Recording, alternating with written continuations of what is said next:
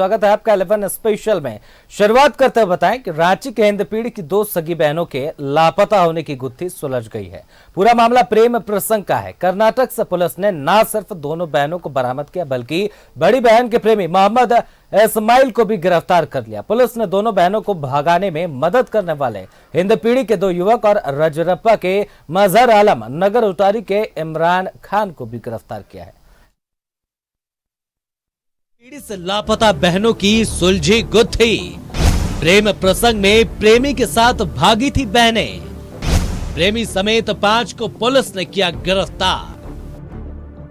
रांची की हिंदपीढ़ी की जिन दो सगी बहनों के लापता होने से पुलिस से लेकर सरकार तक परेशान रही, मंत्री से लेकर सांसद और कांग्रेस के छोटे से बड़े नेता तक पीड़ित के घर पहुंचे, वो पूरा मामला प्रेम प्रसंग का निकल गया। पुलिस ने न सिर्फ दोनों बहनों को कर्नाटक से सकुशल बरामद किया बल्कि उसे लेकर रांची भी आ गए। लड़कियों ने उस अभियुक्त के बहकावे में आके ही ये झूठा ऑडियो भेजा था ताकि घर वालों को ये लगे कि अपहरण हो गया है और वे अपने बॉयफ्रेंड के साथ जा सकें। अभी हम लोग सारे मामले का सत्यापन कर रहे हैं, पर बहुत ही शातिराना अंदाज से जो अभियुक्त है और उनके सहयोगी ने इस पूरे भगाने की प्लानिंग रची थी।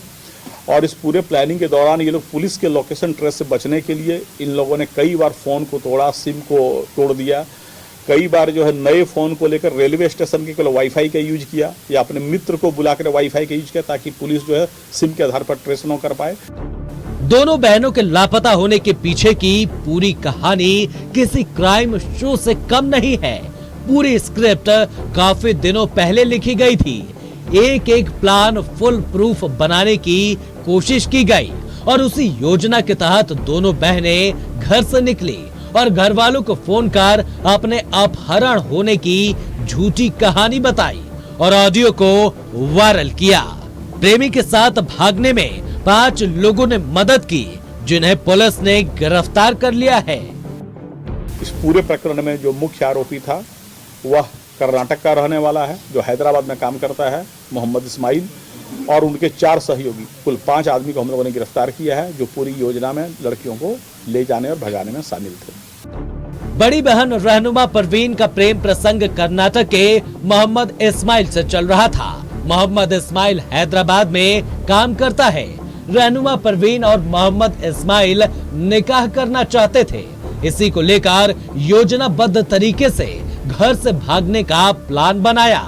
इसे लेकर 5 जनवरी को मोहम्मद इस्माइल रांची आता है और फिर रहनुमा परवीन अपनी छोटी बहन के साथ 11 जनवरी को आधार कार्ड अपडेट कराने के नाम पर घर से निकली, लेकिन फिर रांची से कोडरमा, गया, डोभी, बनारस और नागपुर होते हुए कर्नाटक गई।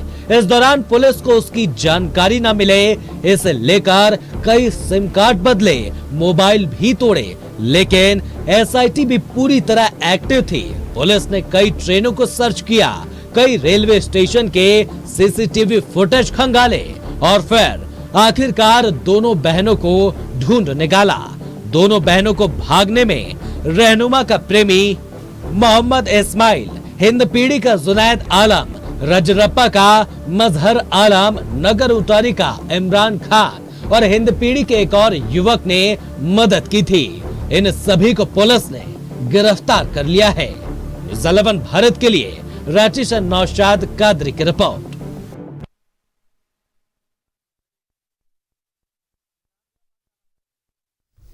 तो तमाम रिपोर्ट आपने देखी। तो इसी खबर पर ज्यादा जानकारी के साथ हमारे सहयोगी इमरान राजधानी रांची से, इसके साथ ही स्टूडियो से हमारे सहयोगी शाहनवाज हमारे साथ लाइव जुड़ गए हैं। सबसे पहले रुक करते हैं इमरान का। इमरान, आखिरकार लंबे समय से इस मामले को हल करने की जो कवायद है वो चल रही थी, लेकिन गनीमत ये रही कि सकुशल दोनों बहनों को बरामद कर लिया गया है। अब आगे पुलिस इस मामले में क्या कुछ करती है? बयान दर्ज होना था, क्या कुछ अपडेट है इमरान? कुछ डेट है। देखिए जिस तरह से इस पूरे मामले का उद्भेदन रांची पुलिस ने किया है वो काबिले तारीफ है, क्योंकि एक ऐसे केस का उद्भेदन किया गया जहां पर जो दोनों सगी बहनें थी वो टेक्निकली काफी स्ट्रांग थी। इसे लेकर के लगातार जो है पुलिस के भी उस वक्त पसीने छूट गए थे जब एक ऑडियो क्लिप सोशल मीडिया पर तेजी से वायरल हो रहा था और बताया जा रहा था कि दोनों बहनों का अपहरण हुआ है। हालांकि बाद में मामला जो है अपहरण के अलग अलग धाराओं पर ही मामले दर्ज किए गए और जांच के अनुसंधान जब पूरा किया गया तो उसमें कर्नाटका से दोनों सगी बहनों को जो है वो बरामद किया गया। बरामद करने के बाद इस पूरे मामले का उद्भेदन तब हो गया जब सभी लोगों से पूछताछ की गई तो मालूम चला कि सभी जो है आपस में पहले से काफी दिनों से काफी सालों से परिचित है और अपने स्वच्छता से दोनों युवतियां जो है अपने घरों से बाहर निकली आधार कार्ड करेक्शन कराने के नाम पे और उसके बाद वो जो है इस तरह की साजिश रचने की बात सामने आ रही है। हालांकि अभी दोनों युवतियों का 164 का बयान दर्ज कराया जाना है, मेडिकल जांच कराई जानी है और इस पूरे मामले में सभी पक्षों के बयान दर्ज करने के बाद इस पूरे मामले पर कानूनी कार्रवाई भी की जाएगी। लेकिन आज 5 लोगों की गिरफ्तारी हुई है। 5 लोग वो लोग थे जो इस पूरे साजिश में एक तरह से कहे तो शामिल था। इस्माइल जो कि कर्नाटका का रहने वाला है, इनसे जो 20 वर्षीय युवती थी उनसे पहले से जान पहचान थी और दोनों के बीच में प्रेम प्रसंग चल रहा था और इसी को लेकर के ही जो है युवती को लेकर के जो है इस पूरे मामले को लेकर के भ्रमित फैलाया गया कि अपहरण कर लिया गया था। उसके बाद उसके साथ उसकी छोटी बहन भी साथ में चली गई और इसी तरह से इस्माइल के सहयोग के रूप में रांची के हिंदपुरी के रहने वाले 3 युवक, इनके अलावा जो है वो दूसरे जिले के रहने वाले 1 युवक, इसी तरह से कुल 5 लोगों की गिरफ्तारी हुई है क्योंकि कहीं ना कहीं पुलिस को काफी परेशानी का सामना करना पड़ा। एक तो अपहरण का यह मामला दर्ज पहले से ही हिंदपुरी थाने में था। हिंदपुरी थाने में 11 तारीख को ही पूरे मामले पर अपहरण की शिकायत दर्ज कराई गई थी जो लापता दोनों सगी बहनों के परिजनों के द्वारा। इसलिए इस पूरे मामले में पुलिसिया कार्रवाई तेज करते हुए जब बरामद किया गया तो इस पूरे मामले में उसी एफआईआर को आधार मानते हुए सभी को गिरफ्तार किया गया अपहरण के अलग अलग धाराओं पर और फिर जाकर के इस पूरे मामले पर आज रांची पुलिस ने खुलासे भी कर दिया। रांची पुलिस ने 2 चीजें काफी महत्वपूर्ण बताई। एक कि इस टीम में जो लोग शामिल थे उनको जो है वो रांची एसएसपी या रांची पुलिस की तरफ से जो है वो सम्मानित किए जाएंगे, पुरस्कृत किए जाएंगे क्योंकि जो अनुसंधान किए गए हैं वो काबिल तारीफ है। क्योंकि तमाम जो लोग हैं ये लोग किसी भी तरह की डिवाइस का इस्तेमाल नहीं कर रहे थे, समय समय पर हर एक डिवाइस को चेंज कर रहे थे और जिस तरह से रांची से लेकर के जो है ओरमांझी और ओरमांझी से लेकर के कर्नाटका तक की जो पहुंचने की कहानी बताई गई वो समझने वाली बात होगी कि किस तरह से ये तमाम जो लोग हैं वो गया के रास्ते और अन्य दूसरे रास्ते से जो है वो कर्नाटका तक चले गई थी। और ऐसे में रांची पुलिस ने जब इनको सकुशल बरामद किया तो परिवार को भी चैन तो मिल गया, लेकिन तमाम जो राजधानी वासी हैं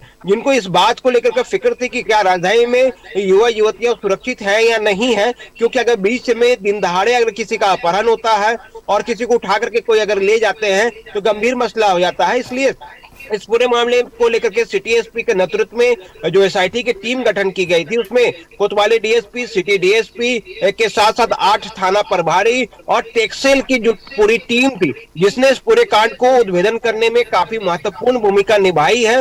इन तमाम लोगों की काफी बड़ी भूमिका थी। इसलिए आज तमाम जो लोग हैं जिनकी आज गिरफ्तारी हुई वजह यही बने कि इन तमाम लोगों ने ना सिर्फ साजिश रची बल्कि जो है भ्रम फैलाने की भी कोशिश किया गया। हालांकि अपहरण का मामला बिल्कुल तमाम जो प्लानिंग की गई थी वो किसी क्राइम शो की पटकथा की तरह लगती है। सबसे पहले तैयारी की जाती है, उसके बाद फर्जी ऑडियो भी फैलाया जाता है। तमाम जो ये कहानी थी। बहुत बहुत धन्यवाद इमरान, तमाम जानकारी आपने हमारे साथ साझा की। तो ज्यादा जानकारी के साथ हमारे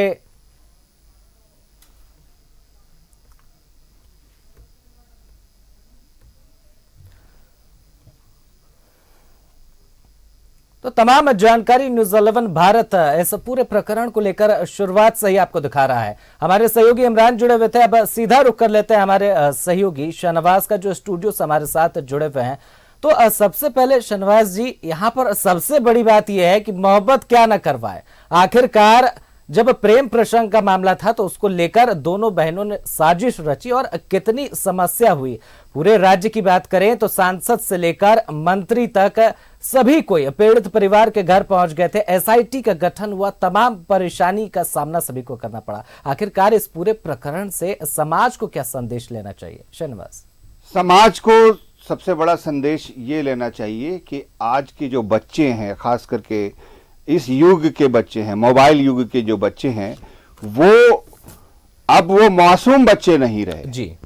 आप देख सकते हैं कि उस बच्ची की उम्र क्या है, उसकी छोटी बहन रहनुमा की उम्र तो उससे ज़्यादा है, लेकिन वो छोटी बच्ची भी उसके साथ भाग गई, जो अभी अभी मुझे लगता है कि मैच्योर हुई होगी। और ये पूरी साजिश को इम्प्लीमेंट किया उसने, लूट का, अपहरण का, नाटक का फोन पर बोल देना, और ये सब चीज तो किसी फिल्मी पटकथा, मतलब राम गोपाल वर्मा अगर फिल्में बना रहे होते तो इस पर फिल्म बना लेते। ये हुआ है, ये 5 साल पुरानी स्टोरी है, बहुत दिनों से चल रही थी। घर में बच्ची मोबाइल से संपर्क में रहती थी, वीडियो कॉल भी करती होगी। उस परिवार के लोगों को ये चीजें समझनी चाहिए थी। बच्चियां क्या करती हैं, नहीं करती हैं, बच्ची की माँ को सब कुछ मालूम होता है। आज जो बेइज्जती हो रही है समाज में, इस तरह की एक चीज आ गई नई, बच्चियां भले ही वापस आपके पास आ जाएं, पुलिस सजा न दे, लेकिन फिर आपको सामाजिक प्रतिष्ठा का तो ह्रास हो ही गया ना। समाज में और भी लोग जिनके घर में घटना अभी नहीं घटी है वो खुशफहमी में न रहे। बच्चियां घटनाओं से प्रेरित होती हैं। आपको याद होगा कि किसी एक फिल्म में कोई स्टोरी दिखाई जाती है तो ज्यादातर उससे प्रेरित घटनाएं घटती हैं। सुसाइड का तरीका हो, मर्डर का तरीका हो, सब इंप्लीमेंट होता है सोसाइटी में। इसलिए हिंद पीढ़ी की ये घटना 2-3 बातें बिल्कुल साफ करती है। सबसे पहली बात, पुलिस चाहे तो आसमान से पाताल से मुजरिम को खींच करके ला सकती है।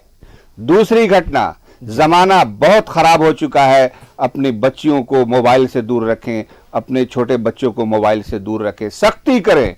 बाद में बेइज्जती सहने से तो अच्छा है एक टाइम बना लें, चेक करें, एक्सपर्ट मौजूद हैं हर जगह, आप छुपा करके मोबाइल ले जाएं, उनसे दिखा लें महीने में एक बार कि आखिर ये मेरा बच्चा, मेरी बच्ची देखिए तो क्या क्या करता है, क्या क्या नेट देखता है, किससे किससे बात करता है, मोबाइल का नंबर का डिटेल निकलना है, आपको निकालना चाहिए। आप करते क्या है घर में? बच्चे पैदा करके बड़ा कर देना और समाज के लिए परेशानी का बास कर देना है। इस तरह से गैर जिम्मेदाराना गार्जियन, बच्चों का कोई कसूर नहीं है। मैं अगर होता तो मैं कहता कि इनके घर के लोगों को सजा दी जाए। बहरहाल ये एक दूसरी बात हो गई। अभी सदमे में है परिवार, ज्यादा नहीं उनको परेशान करने की जरूरत है। मैं अपील करूंगा आसपास के लोगों से कि इस घटना से बहुत कुछ सीखें, मगर उस परिवार को डिस्टर्ब न करें, कोई उनको ताना ना दें या इस तरह के कुछ सवाल ना पूछें, ज़्यादा उनके घरों में जाकर के बैठक ना करें। ये हुआ है, एक घटना हुई है, घटना में पुलिस ने काबिल तारीफ काम किया है।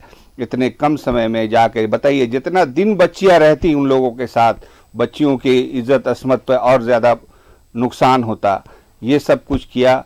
हमारे स्वास्थ्य मंत्री गए उनके घर, उनका भी जाना बिल्कुल सही लगा मुझे। जी शहनवाज, बिल्कुल तमाम नेता हो, चाहे स्वास्थ्य मंत्री डॉक्टर इरफान की बात करें या फिर राज्यसभा सांसद महुआ माझी से लेकर कांग्रेस के छोटे बड़े नेता, तमाम नेताओं का भी जमावड़ा लगा रहा है। सभी ने आश्वासन दिया, सभी परेशान थे और बिल्कुल चिंता का विषय है शहनवाज। आखिरकार जितने लाड़ और दुलार के साथ माँ बाप अपने बच्चों को पालते हैं, थोड़ा सा यहाँ पर अनुशासन भी बरकरार रखने की जरूरत है। फिलहाल के लिए बहुत बहुत धन्यवाद, तमाम जानकारी आपने हमारे साथ साझा की।